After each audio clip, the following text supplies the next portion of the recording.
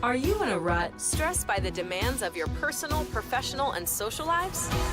Join lifestyle guru Pauline Brown right now for Tastemakers. That's really where people can really make the celebrated individual the centerpiece. She invites her friends to share tips of the trade and new ideas for bringing out the best in you. My real passion is style, and not just style, but design, beauty, all things aesthetic. Turn the mundane into the memorable with Pauline Brown on Tastemakers.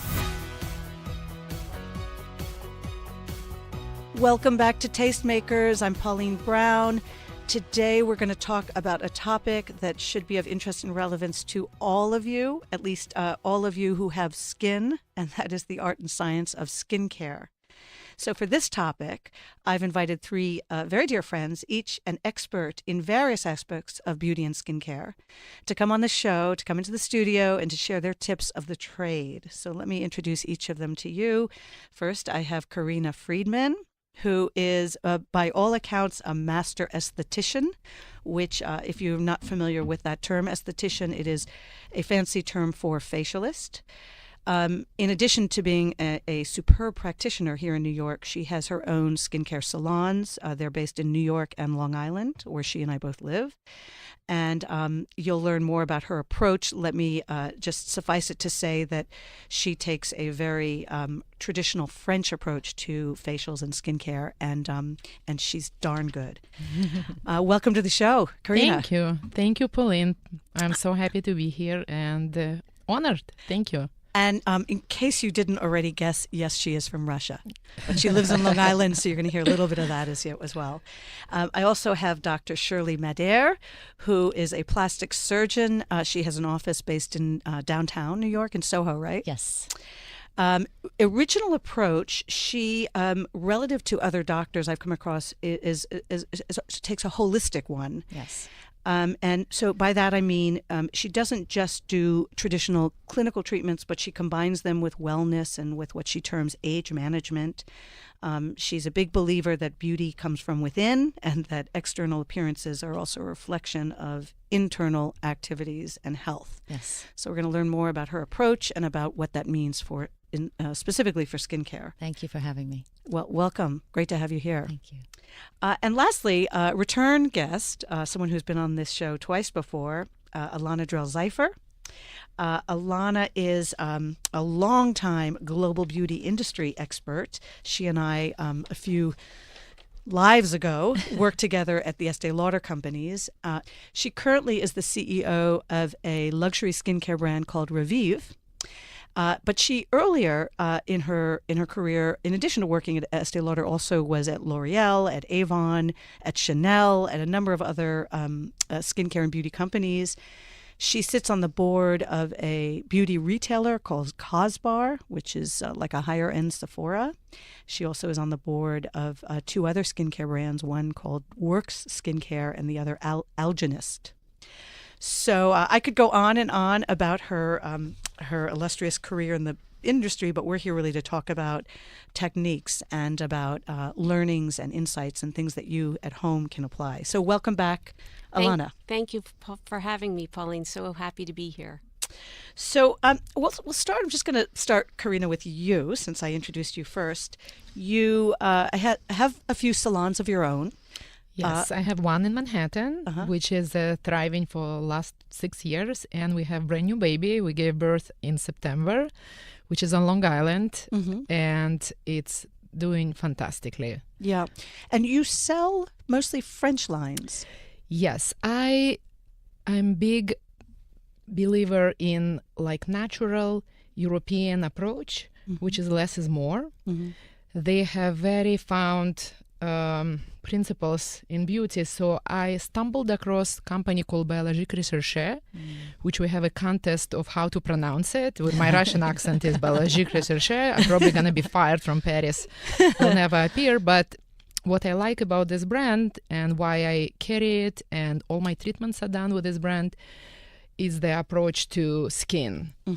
They are believing in building skin stronger, thicker, while in last few years in US, people had a tendency to strip the skin, this over-exfoliation, lasers, chemical peels. So I didn't find a lot of success trying different lines on the market in US. And when I discovered Biologique Recherche with the holistic products, with the old cold press and derived from highest materials, I just came to realization. So the results were amazing, and that's what we do. We just worship this line. I'm very happy with results, and our clients and loyal customers are very happy. So using the right product is critical, and we're going to talk more about that. But also the treatments are a part of it. So I find I go to one of your estheticians, and I go, say, on a monthly basis, and then I use the products that she recommends. But if I just use them for the rest of the year and I didn't ever go back, I don't think it would be sufficient. And why do you think here in America, and you can take issue with what I'm saying, but why in America are women much less prone to go for professional treatment than they are, say, in Eastern Europe, where you come from? I think in America, people like instant results. We generally know that Americans are in this respect a little bit lazy, so immediate gratification is what people are seeking for. And with the skin, unfortunately, it doesn't work this way. So I see a lot of American women, they jump from skincare to skincare. They're always in pursuit of newer, better, without even checking if it does work. Not always new remedy is better than old proven one. So in Europe, women, for generations, it goes from grandma to mother to daughter. They come once a month to either deep cleansing or any kind of treatment, whatever your concern, if it's aging, if it's pigmentation, if it's purity of your skin. So it's a part of a culture. And then once you find something that works, we tend to be loyal. In US, people follow trends. I have a lot of, oftentimes I get approached by writers, beauty editors. They call me and say, Karina, I would love to feature you. What's new? Sometimes I do have something new, like when we introduce microneedling, dermaplaning, or we're doing keratin brow lift, but it's not so often. Sometimes I tell them, listen, you come to me every month for old. You're not coming for this new. So why don't we just give the old kind of new facelift and talk about this microcurrent lift again, maybe through different... I can't write about it. We need something like, groundbreaking from 2019. And 2019, besides CBD, I don't know what it's going to be giving us, right? If I may also add, Karina, I would agree with you. And I think there is perhaps a cultural issue. Perhaps there are women in America who weren't brought up with the idea that you have to take care of your skin. I know I was taught to moisturize my skin the minute I got out of a shower and that I could shower myself. So that was integral to my sense of well-being and to how my family thought that one can be well, one of the ways. And I think also perhaps the other issue, it may be related to media, and sometimes, at least in my profession as a plastic surgeon, beauty can be polarizing. And I tend to believe that everyone is beautiful. It's just how he or she chooses to express or manifest that beauty. Absolutely. However, when we're bombarded with what beauty should look like from magazines and celebrities, et cetera, I think some people perhaps turn away from that and revolt and rebel and think, well, I don't need makeup, or I don't need, nice skin or healthy skin to be beautiful. I want nothing to do with that. And I've encountered that a lot as a plastic surgeon. You can imagine, once I let people know that I'm a plastic surgeon, sometimes I get two different responses. Oh, that's interesting. And I sometimes get, oh, God, that's so superficial. So, Dr. Shirley, I want to actually ask you about how you got into this more holistic approach. It's very unusual for doctors to think outside of the technical realm that they were trained in. And it's not really in your best economic interest to think that way either, right? That's true. And I know from our prior conversations that you actually will turn people away who want things that are not right, even though it could be very lucrative for you. Yes. So what was the breakthrough, and how do you continue to have a thriving business vis-a-vis the competition and the other mindset that prevails. Yes, it has been an interesting journey, and for sure some of my colleagues think I'm a total freak, but I'm sticking to it because it's what I fundamentally believe in. And for me, the transformation or the shift, the pivot, if you will, came from a very personal experience. I was very traditionally trained. General surgery, college, medical school, 5 years of general surgery, heart surgery, trauma surgery, nasal, all sorts of surgery that I was trained in. And then another traditional plastic surgery residency training. And then on top of that, an additional year of cosmetic plastic surgery training. Mm-hmm. So I just felt that it was important for me as a woman who would very likely wind up treating mostly women, that it was my responsibility to learn as much as I possibly can to be the best that I could possibly be. So I was working in that very traditional paradigm, and everything was going well. I didn't have any crises, thank goodness, but I had a personal health issue. And one morning I was on my way to work, and I stopped in for a Starbucks.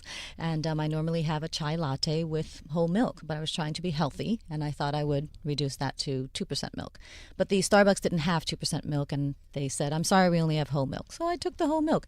Within 20 minutes, I was having digestive issues to the point where I was finding it difficult to work. And so I went on my own journey, asking myself my questions. Wow, I'm not feeling well. I'm obviously perhaps not looking well. This must not just affect me. It must also affect my patients. And how I feel and how I look must definitely be related. Mm-hmm. And so I went on a personal, professional journey, and I continued to learn as much as I can about natural medicine, homeopathic medicine, organic skincare, and incorporated that into my practice. Right. And well, that's how it happened. For our listeners who don't have the benefit of seeing you, you are gorgeous. Oh, thank you so much. I've had some help from makeup artists. No plastic surgeon. No, not yet. But let me just say, because I do want to come back on the show as to what you each of your, because I've got three gorgeous women here in the studio, but what your routines are and how you apply what you know as practitioners and as experts to your own routine. Just want to reintroduce Elana, who is a former colleague of mine, a longtime friend, and really one of the most preeminent marketers in the world of global beauty.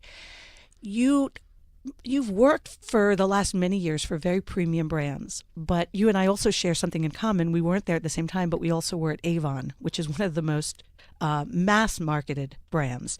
Average Avon skincare product is probably less than 20% the cost of an average Revive or Lauder or Chanel. Do you get better quality? What's your feeling now, working on both sides of the aisle?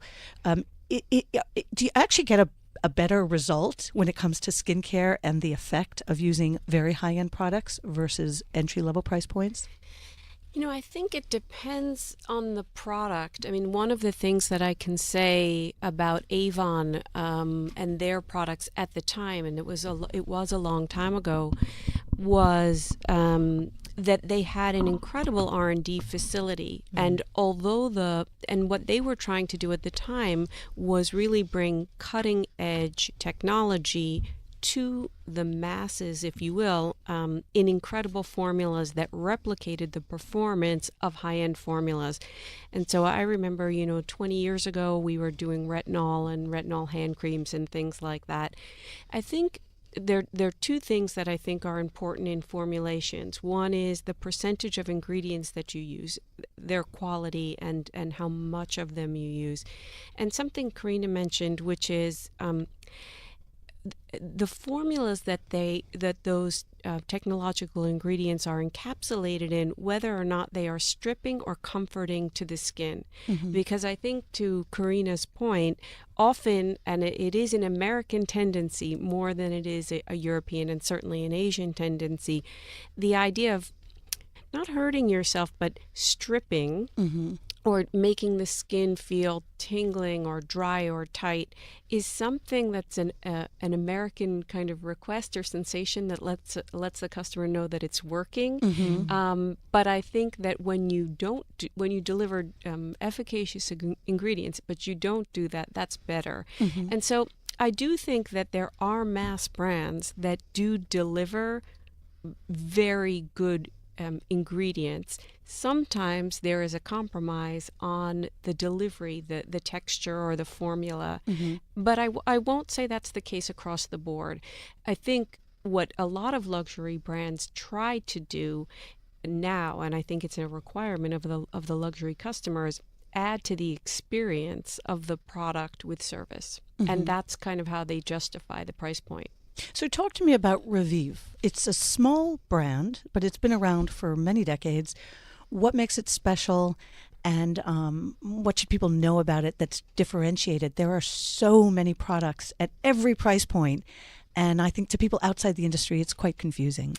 For sure. You know, it's funny because I think Revive is a marriage of what Dr. Shirley does and knows and what Karina does and knows, and I'll explain And why. This is a coincidence because you guys totally. just met. Exactly. Yes. So Revive was started by a plastic and reconstructive surgeon. His name is Dr. Gregory Bays Brown, and women would come to him and say, listen, what I really want is my skin to glow. And he would say, well, there's nothing that surgery can do for you that's going to make your skin look healthy and glow. And therefore, he realized that skincare goes where surgery can't. And that's something he said for years. And so he utilized two things. One is he took an approach to the face that, unlike a lot of dermatologists, only a plastic and reconstructive surgeon would take, which he understood that aging happens in a three-dimensional way, not just surface or lines and wrinkles, but the volume of the face and the loss of volume over time kind of accelerates how old a person is perceived to look. So that's one. So he kind of approached things from a 3D perspective.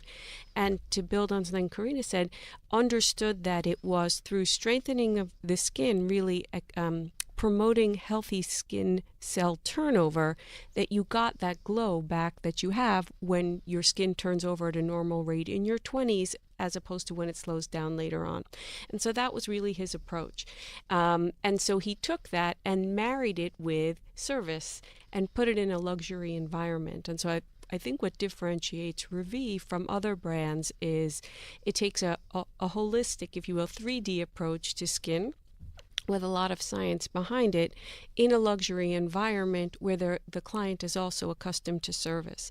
And a very big part of what we do are facials, actually, in a department store environment as part of what we offer to the customer along with skincare. Okay, great.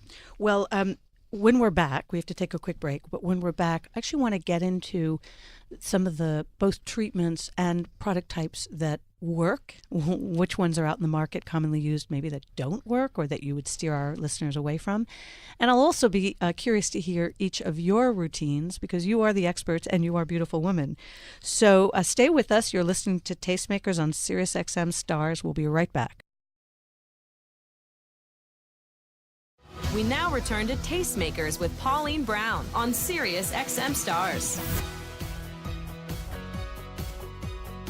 Welcome back to Tastemakers. I'm Pauline Brown. I'm here today with three friends and experts and tastemakers in their own right. Karina Freedman, who's a facialist here in New York. Shirley Madhere, who's a plastic surgeon and a wellness coach as well. I'm going to call her that. And Elana Drellszyfer, who is a skincare and beauty marketer who's been with a host of companies, currently with the prestige brand Revive. So let me just pick up on this topic of skincare and beauty, right? Because there's really two elements when we think about skincare. And one is the health, right? There's healthy skin, and then there's clear skin or skin that maybe photographs well but may or may not be healthy. When you think about beauty, and all of you are really looking at it more profoundly than how someone appears in a picture, what is beautiful to you with regards to skincare? So we've talked a little bit about kind of this idea that Elana mentioned earlier in the show of sort of replenishment of the cells and the kind of glowiness. I guess the implication is that it's a glowing skin. But what else do you all look for or strive for to be beautiful through your skin? So I might start, since I see clients every day, and everybody ultimately want the same kind of complexion. Small pores, a glow.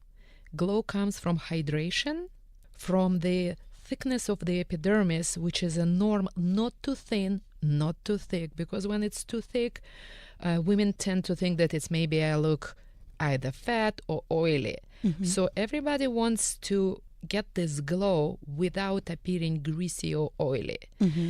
So as we mature, we tend to lose the hydration naturally, and our skin becomes dry. So it's a constant pursuit of the smaller pores, brighter complexion, hydrated, and this eternal glow. Because when we're young, as Elana mentioned, in our 20s, we glowing naturally because we have our skin has tendency to be a little oilier, and we hate it, and we put powder and concealers.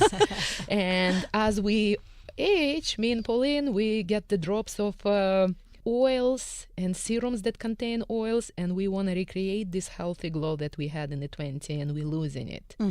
That's, in my opinion, is a healthy skin. Glowy, small pores, any color. It can be a little bit pigmented. Freckles are okay.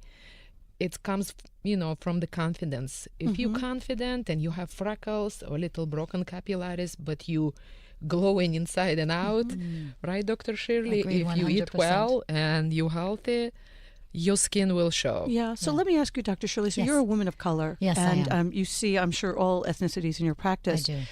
Would you say that the standards for good skin are the same across, say, Asian versus Black woman versus Caucasian? Yes, I do. I would say that that standard is fairly consistent, regardless of your skin tone or your skin color or your culture.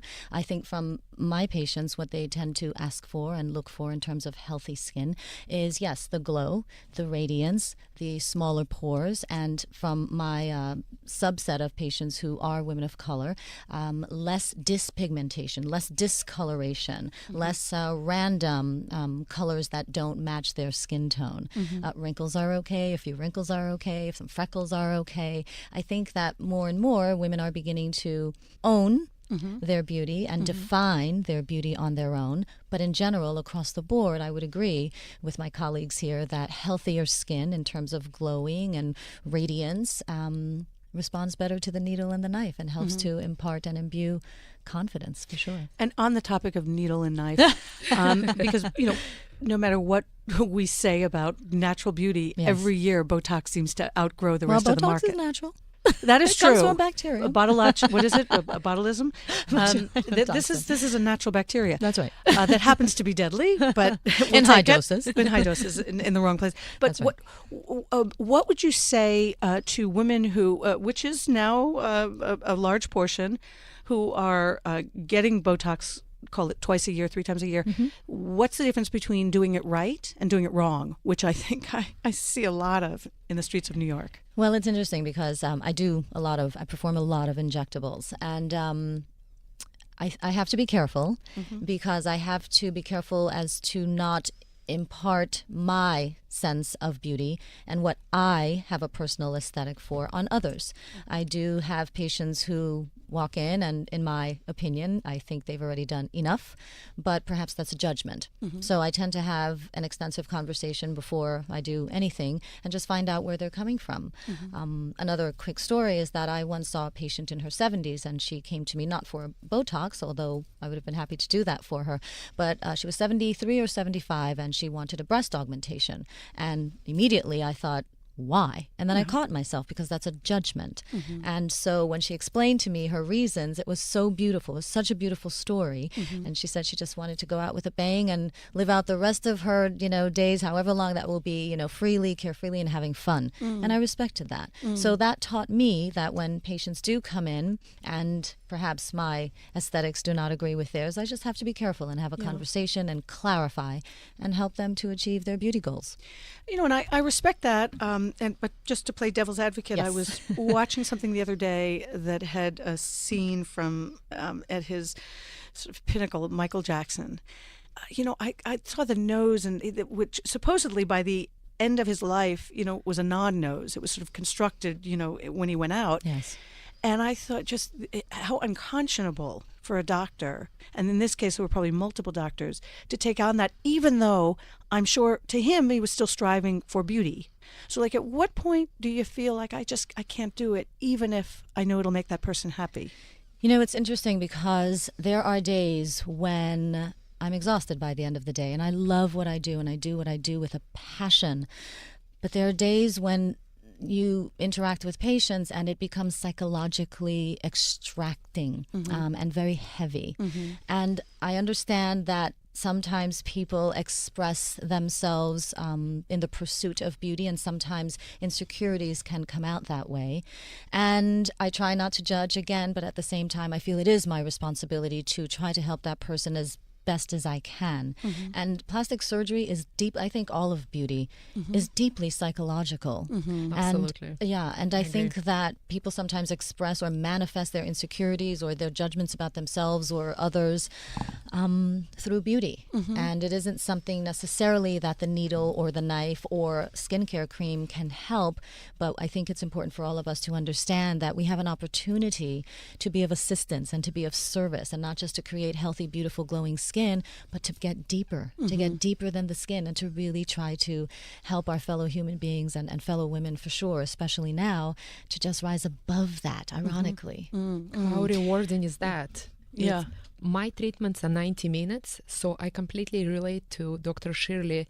It's psychological, and the beauty, you try it like I'm a girl's girl.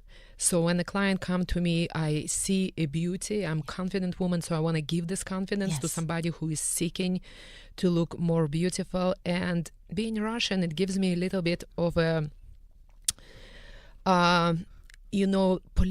being politically incorrect, which is okay. That's why I think people coming back, I turn people away. You have to sometimes. But you know what? If somebody walks into me and tells me, besides the skincare and eyelashes that we provide, Karina, do you think I should go do the, jaw lift, facelift? I will be very honest. Very honest, and I will pursue them. I will be borderline rude. I'll say, absolutely not. If you do it, you don't come back here because you represent me. People are going to think I make you, maybe I did something with my microcurrents. so I give it to, I really do. Yeah. And if the worst is when you see a person and they need. Yeah. And she's like, do you think I need Botox? I'm like, girl, you need a knife. You way past that. Yes, the Botox was maybe 10 years ago. Yeah. And to put it in a nice, for me it's very hard to put it in a nice way. How old are you? Okay, I'm 64. Have you done Botox? Not really, but do you think I need it? So how do you tell? She's beautiful. She looks like Grace Kelly, but leathered. She has a house in Aquina or somewhere. Yeah, but the Botox is going to be probably smoothing the lines, but to take this leather thin skin, really, it's better to go under the knife. And they will tell me, I will never do it. I'm like, well, it's an option, but little by little you give them kind of, and I don't perform these surgeries. I will send them to Dr. Shirley. Thank you. And we may have the same conversation. Absolutely. Absolutely. You know what? Yeah, God bless the Russians. They do speak their mind. Alana, you were going to jump in. It's interesting because one of the things we still do with Dr. Brown is we take him into store, or sometimes we do events with him actually out of store, and people come back to see him every year, and he has, we call it couch selling or consultations, if you will. But the conversations are 10% skincare and 90% other things. And I think, one of the things that I realized is that building on this idea of it's an emotional connection. That's one of the things we are trying to educate people who sell Revive about, is that it's about the long-term relationship with the customer.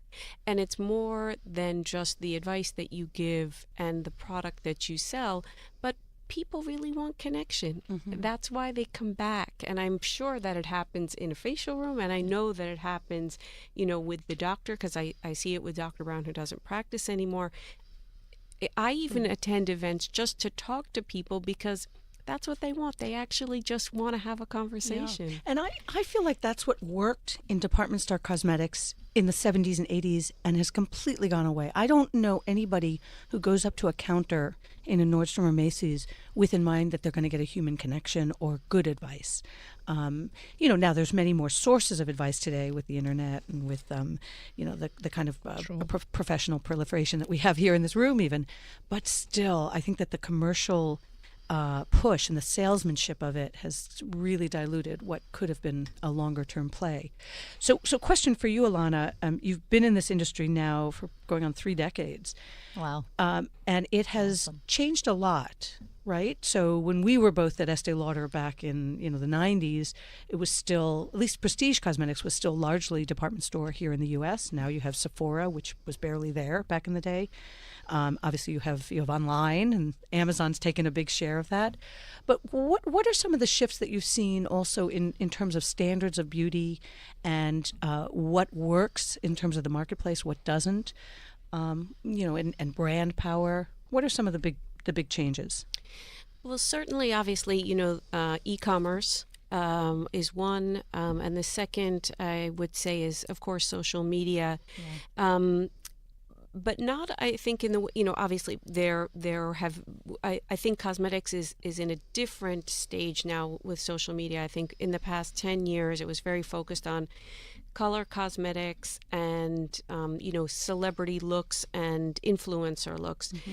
Today, I think people who use social media use it differently.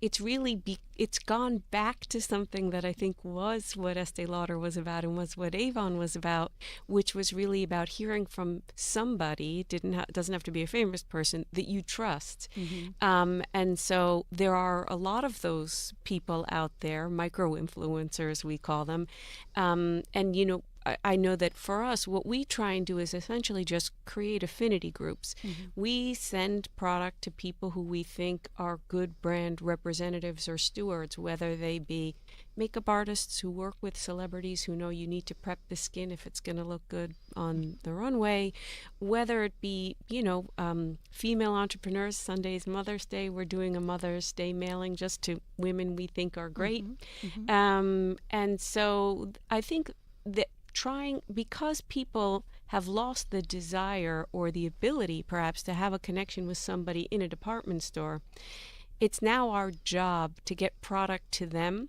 Mm-hmm. However it is that they digest brands, whether it's social media, e-commerce, literally just cold sending someone product in a note. So I think what's changed is how you get to customers. Mm. One of the things that was a bit of an obsession by the industry when I was in beauty and when we overlapped was this idea of anti-aging. Mm. And even today, nobody ever says, if they're a 55-year-old woman, I really want to look 10 years older. Like, nobody says that. But the shamelessness, which we talked about, youth serum, like, I feel like the verbiage has changed a lot. And so I'd love your, for each of the three of you, your commentary on this idea of anti-aging and maybe how you think about it. But also this idea that, older women are looking better and better. And, Tyra Banks, is she 45? I think she's on the cover of Sports Illustrated. And she's not stick thin anymore. And she's not 22, but, and she's owning it. So I sort of feel that the standards of what we can embrace as the beauty in ourselves and in others is changing quite a bit. Yeah. Comments? I'd have to say that anti-aging is a misnomer because it doesn't exist. You cannot reverse time no matter how many needle and knife procedures you undergo. And I do believe that women these days, whether in their 20s, their 30s, or their 70s, are reclaiming themselves and their own definitions of beauty. And I think now the prerogative is not to anti-age or necessarily look younger, but to look great and fabulous for your given age. Mm-hmm. So that's what I tend to focus on with my patients. I agree, Dr. Shirley. It's we actually were prohibited by Dr. Philippe Alouche, who is the head of the brand, the biologic researcher, to use anti-aging in our Instagram campaigns, at our promotions. So, yes, it's a kind of a bad term for some reason, but I agree, like, we all want to look beautiful, but our age. Mm-hmm. And they maybe borderline ageless. Look, for instance, Christy Brinkley. Mm-hmm. I don't know how old is Christy Brinkley. Mm-hmm. I don't know what she is doing. She has not aged in about 30 years. She's like, so at this point, when I look at Christy Brinkley, I think it's like one step from kind of too ageless. Right. Because she looks beautiful and was looking amazing for past 10 years, but now like you want to see a little line. Yeah. You want to see like a graceful, just aging, but tastefully. Yes. So I would like to watch her, how is she gonna step into this good Right. 60s and looking gorgeous. Right. It's an interesting concept because, you know, on the one hand, I love this idea of ageless beauty. Mm-hmm. On the other hand, when I'm with someone and they guess my age pretty accurately, I'm insulted. That's true. I don't want to be mistaken for, you know, a 28-year-old, but not 52. That's a big number. You know what I noticed? I have a lot of clients flying from LA for facials and lashes, and people in LA do much more than in New York. Yes, they do. And I quite honestly don't understand. And that's what makes them look older. So woman walks into my clinic and she lays down and her lips are done, her cheeks are done, her eyebrows are raised, everything is done. So I'm 49, so I'm thinking she's probably my age, but looks amazing. And then I look at her profile and she's 32. Oh, And I'm like, oh my God, she's 20 years younger than me. But because of that much work, yeah. totally unnecessary, it looks like she's trying to cover up her age by all this procedure. So you assume that she's 50, but Yeah. looks amazing. Honestly. Good point. Yeah, Good point. less is more. So another question for you, this is a product question. Given that most people in the world don't have unlimited means, but, you know, I think you're all making a very good case for buying quality products. If somebody were going to just include 3 items in their daily routine, what would you have them buy? Elana? Moisturizer with an SPF, eye cream, and a good cleanser. Uh-huh. And why, I mean, for my whole life, I've been religious about using eye cream, but why do people need a separate cream for the eye than for the cheeks? The skin around the eye is thinner, so I think it needs more hydration than the skin on the face. I don't like to use SPF around my eyes because I do find sometimes when it gets into your eye, it can burn a little bit.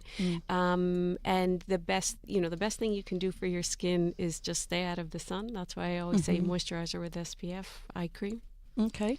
Would you add anything? I would add to Elana, the skin around the eyes need a smaller molecular weight of a product to be able to reach the same depth. So eyes and lips, it's a separate cream because we use cream with the larger moleculars all over our face on the cheeks. So eyes separate. I would have, if I have to use only 3 products for myself and my clients, it will be milky cleanser, not foaming, not scrubbing, nothing that strips the skin of its essential sebum, which is oil that protects us. So always milky cleanser. Then you need an exfoliant, which is any kind of certain combination of acids. So this is where people started to use retinol. We use combination of alpha and beta hydroxy acids, and now they have another acid coming in the market this year. So this is absolutely necessary. Even if you have rosacea, if you have sensitive skin, just milder version of exfoliation, so you don't have to use a scrub or sponge or anything to ruin your precious sebum layer. And then if it's only one product left and you cannot squeeze a serum and an eye cream, so you just need a moisturizer. I am very conservative with SPF. I tell you why. I recently, I think 2 days ago, all over the news was, well, we actually don't have research about chemicals that are used in SPFs, common SPFs. And I always believe that skin is an organ that absorbs everything and it goes into your bloodstream. In America, we don't have a lot of regulations. So if you in and out of your car, if you in and out of the studio like Pauline here, she doesn't need SPF every day. She needs vitamin D. She doesn't need SPF unless she goes into direct sun for extended hours between 12 o'clock till 3 o'clock.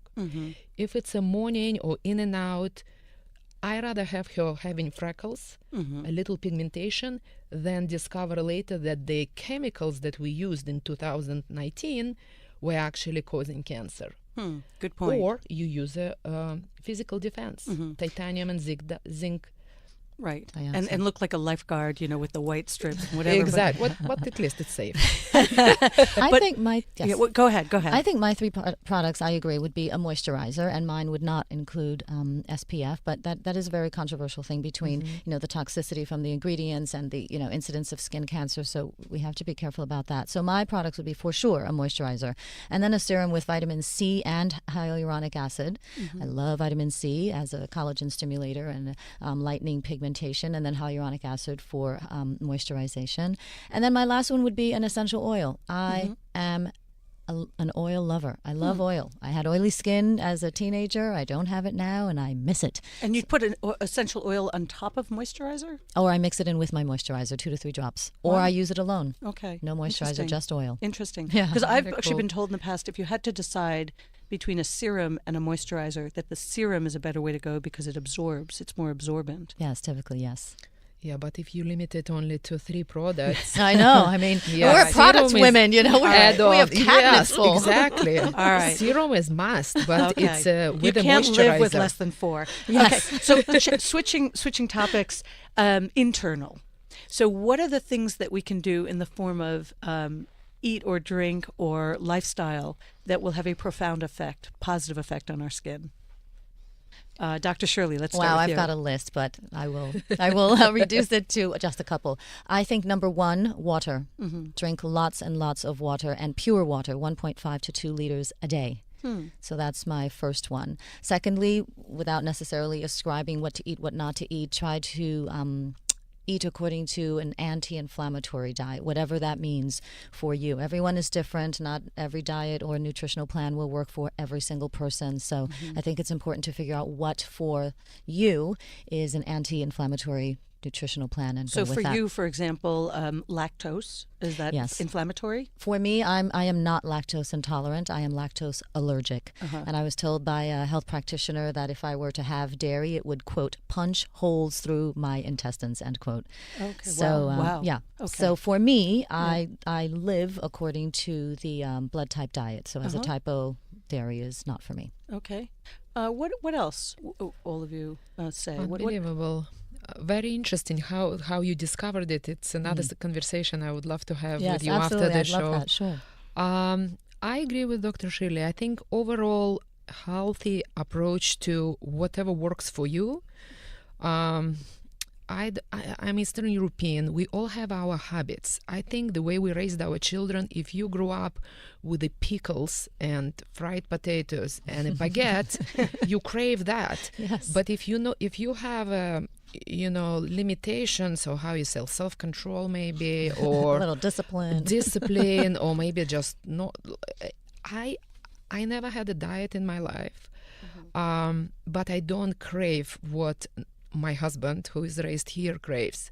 So I think it's very important for us, if we want to give our generation, our kids, a good start, to just create, because you crave what you raised with, what your mama cooked. If mama does chicken nuggets and French fries all day, that's what you're gonna eat when you're gonna be adult. So, and then when you're adult, you have to correct it. You with your intellect, with your education. If you know that green spinach and kale and vegetables have to be essential part of your diet, you have to eat it. And when people tell me I don't feel like it, I'm in the mood for that. What do you mean you're in the mood for that? You're in the mood for chicken fried rice every day. Eat spinach. Just be disciplined, and then you're going to be healthy and you look good. It's like that's the problem that we're having with people. People like immediate gratification in skincare. They want to look good, but nobody wants to work. Right. 5 minutes. They want immediate gratification in their taste buds too. Exactly. Yes. Problem. Doesn't work. Anything to add? Yeah, I 100% agree. I can tell who eats well from their skin and who doesn't. I really think you can see it. So I do drink coffee. I do drink wine, but I also drink a lot of water, green juice. I'm trying to eat more and more greens and vegetables for all of those reasons. Okay. I have time for one quick question before we break, along the same lines of the one I just asked. Vitamins. So I personally do not take one supplement, but what would you say is a must for skincare, if anything? You know, and please persuade Pauline she should take at least one vitamin. Dr. Shirley, this is your bailiwick. Wow. Okay. So I do sometimes prescribe vitamins and supplements to my patients. Not all the time, but if I may count a probiotic as a supplement, if you're only going to take one, I would recommend a high medical grade, probiotic. Okay. If that's the only one. Good. Do you gals, Karina, No, Elana? I don't believe in supplements too. I believe in with all these jokes about the chicken fried rice, I believe you have to get your vitamins from nutrition. Yes. Agreed. Like as we age, I'm on vitamin D right now because of the bone density. Mm-hmm. And I did an experiment. Last year, I was diligent with my vitamin D supplement. I went once a year, they measure my bones. I come, they said, wow, you're doing great. You don't need to see the specialist anymore. You're not going to have osteoporosis, God bless. And this year I said, you know what happens if I just eat well? So I went to do the same blood test a year later, no supplements, same results. Wow, whatever you're doing, keep doing. Yeah. So for my experiment, it really, you have to eat well. Elana? I don't take any vitamins. I'm probably too lazy, but I really do focus. I've been focusing a lot on food. Yeah. Good. Well, we do have to take one quick break, but we'll be back for our final segment. We're talking beauty and skincare with 3 experts in the field. You are listening to Tastemakers on SiriusXM Stars. Now, more with Pauline Brown on Tastemakers on SiriusXM Stars. Welcome back to Tastemakers. This is Pauline Brown. We are in the final segment of our conversation on beauty and skincare. Before we wrap up, I want to ask each of my experts who joined me today to give some final thoughts and personal advice, maybe based on their experience, their routines, and not just advice on what everyone should do or should know, but maybe what everyone should not do going forward. So I'll start with Elana Drellszyfer, who is, as mentioned earlier, longtime skincare and beauty marketer in the industry, currently CEO of Revive, which is a beautiful prestige brand. Elana, what would you say? I think I'm lucky enough that although I am American, and my mother was born here too, she started me getting facials very early, and it's something that I've done with my daughters also. And I would say whether you have procedures, use good skincare, I say you must get a good facial. How often? Once a month. Ideally, at all ages, from teenage on. I think so. Yeah. Karina Freedman, who has skincare salons here in New York, both New York City and Long Island, and she's a very experienced esthetician as well. What would be your advice to the listeners? I happen to agree with Elana. Find a good professional skin therapist in your area, somebody who has a deep knowledge of ingredients, who can diagnose your skin so you don't go to Sephora and buy stuff or see on social media. It's like self-medicating yourself. Imagine you can't diagnose your skin. You see something on a glossy hair, it looks amazing, it talks to you, you buy it. You cannot diagnose your skin. Go to professional.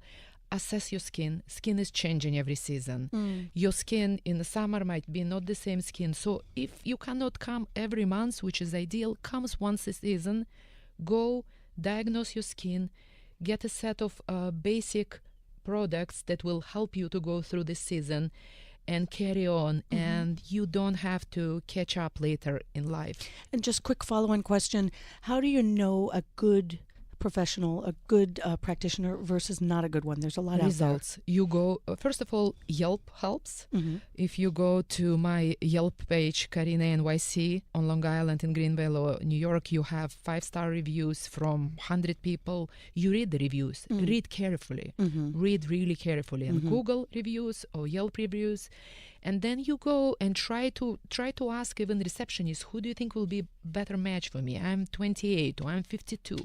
We have, like, for instance, few estheticians who have a different strength. Find this person, you can see the results. Everybody, you come home, you don't break out, you're glowing, you get a compliment from your hubby, your boyfriend.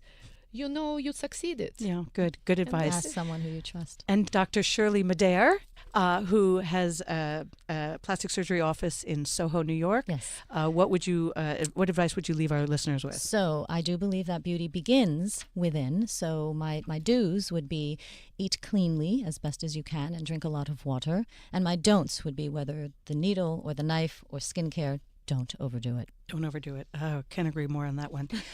And Dr. Shirley, Yes. where can people find you?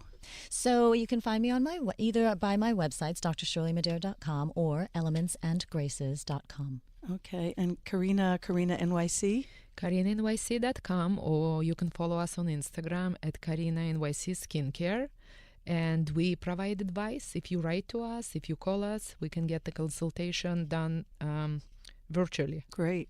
And Elana, people can buy Revive online? Yes, reviewskincare.com or Neiman Marcus, Bergdorf, Goodman, Sachs. Got it. Well, thank you. Thank you, all three of Thank you, for everyone. Thank you so so much, generously Pauline. sharing your advice. And given that we do know that skin changes every season, I'm going to have you back here next season. With And honor. Thank you, Alyssa Heinrich, as always, my producer, fabulous producer. You have been listening to Tastemakers on SiriusXM Stars. Look forward to reconnecting next week.